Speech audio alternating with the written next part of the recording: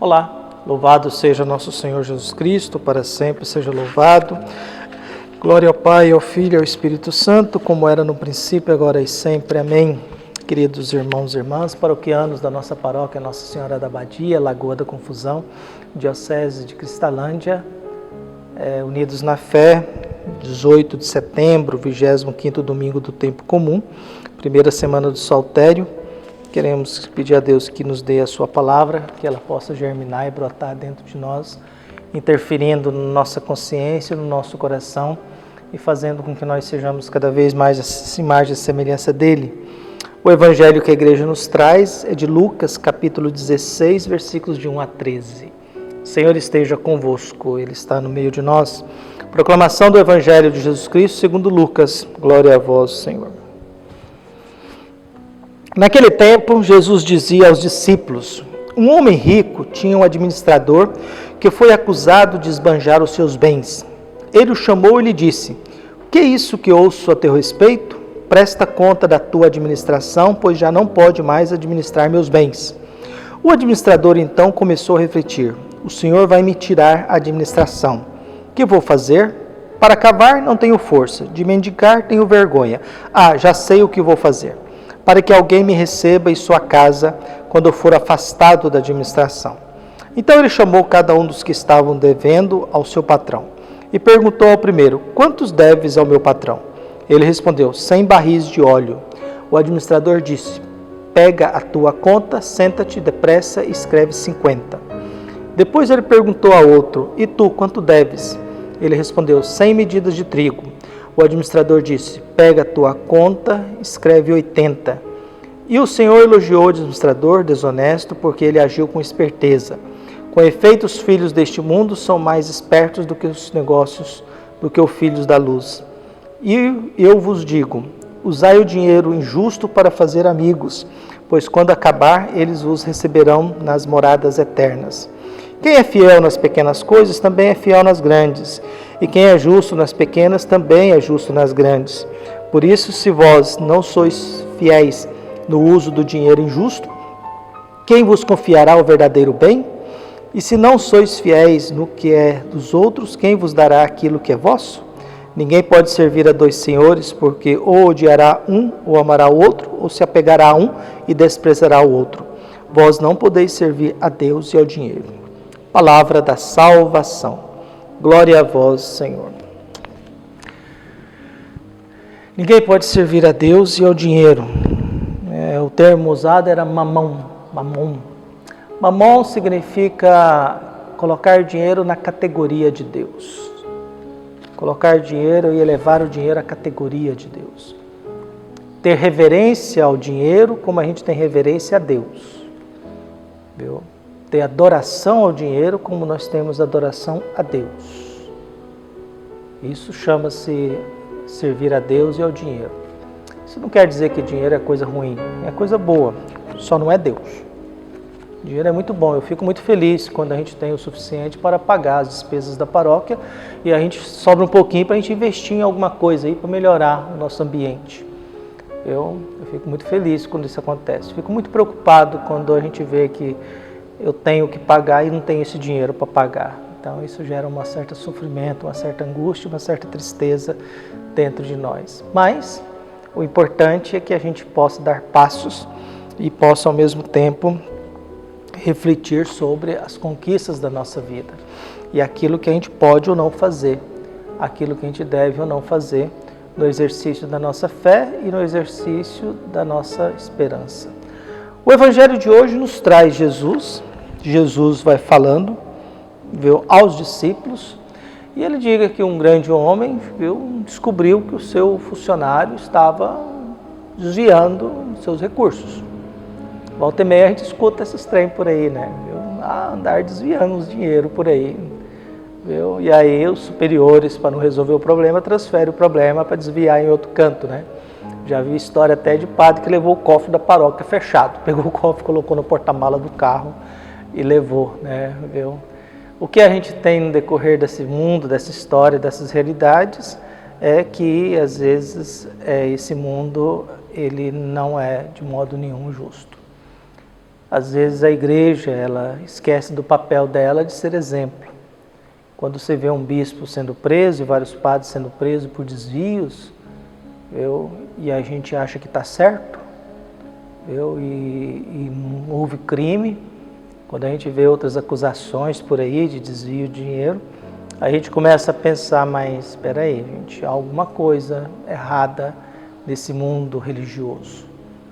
Quando a gente vê um líder espírita sendo preso porque aproveitava da fragilidade das mulheres para se aproveitar delas, quando a gente vê uma pastora, autoridade política, acusada de mandar matar o próprio marido, que era pastor também, quando a gente vê um padre sendo acusado de desviar dinheiro da sua paróquia, a gente começa a ver, tem algo errado nesse mundo religioso. E aí o que nós temos na parábola de hoje? A parábola de hoje é meio delicada, difícil, porque ela nos mostra a desonestidade humana, viu? E é aquilo que é muito ruim, o desonesto que se dá bem. É o desonesto que se dá bem, né? O desonesto que foi esperto. O desonesto que na sua desonestidade conseguiu impressionar até o patrão. O que nós temos? Um acerto de contas. Eu falei assim, olha, você andei descobrindo umas coisas suas aí, você presta conta da sua administração, você não poderá mais. Quer dizer, esse cara perdeu o emprego, está demitido. A pergunta dele, o que eu vou fazer? Cavalo não tenho forças, mendicar eu tenho vergonha. Ah, já sei o que eu vou fazer para que alguém me receba. Não é que ele se converteu, não é que ele mudou de vida, ele agiu com esperteza. Eu já sei o que eu vou fazer. Então ele ia pegando os caras e falou, quanto você está devendo para ele? Eu estou devendo 100 barris. Então você vai escrever 50, quer dizer, ele estava cobrando o dobro. Porque o patrão nem ia perceber isso. Não, então você vai pagar só aquilo que você tem que pagar mesmo. Você pegou 50, eu estou querendo receber 100. Não, então eu labro mão do meu lucro, você vai devolver para ele só aquilo que é dele. Quanto você está devendo, assim, não sei, tanto de trigo, você escreve 80. 20 era o que eu ia ganhar de você, eu vou abrir mão do meu lucro. O que ele estava fazendo? Ele pegava as coisas do patrão, emprestava isso, pegava o lucro que ele queria, do óleo era 100%, do outro chegava a 20%, quer dizer, 50% era dele, o resto era do patrão, o outro 20% era dele, 80% era do patrão. Então ele ia fazendo isso com aquilo que não lhe pertencia. E eu vou fazer isso com vocês, porque depois vocês vão me acolher. O patrão se admira, fala, parabéns, mas isso não quer dizer que você vai continuar cuidando do meu sonho. Você está agindo com muita esperteza, mas não significa que você vai cuidar, não. Você é desonesto mesmo e continue lá. Pelo menos a sua esperteza vai te garantir uma certa amizade. E aí Jesus vai dizendo, fala assim, olha, se você tiver que mexer com coisa desonesta, aproveita a sua desonestidade para fazer alguma coisa que presta. Conquistar alguém que possa te salvar no final da vida. Agora também lembre-se sempre, se você não é honesto no pouco, quem vai te confiar algo a mais? Se você não é correto no pouco, quem vai te confiar algo a mais? Se você é um ser humano que sabe e não é capaz de respeitar alguém inferior a você, como é que você vai respeitar alguém a mais? Por isso, o Evangelho de hoje é essa observação que Jesus diz a respeito do mundo dos negócios desonestos, do mundo da esperteza, que cria admiração e até dá alguma coisa. Mas o que interessa é, e depois, quando eu perder tudo, quem vai me acolher? Porque o que acaba sendo dando jogo é, eu vou perder tudo, quem vai me acolher? Eu vou perder o dinheiro, quem vai me acolher? Eu vou perder a saúde, quem vai me acolher? Eu vou perder as forças, quem vai me acolher? Então, quer dizer, aquilo que os indianos falam, né, as 4 fases da vida, né? Nós temos uma primeira fase de aprendizado, uma segunda fase de ensinamento, uma terceira fase de que a gente vai se recolhendo e a última fase nós somos mendigos, né? Me dê comida, me leve no banheiro, troca minha roupa. São as fases da vida humana, que os indianos dizem. Então, peçamos a Deus que ilumine a todos nós e que nós possamos ter cuidado sobre as coisas que nós temos nesse mundo.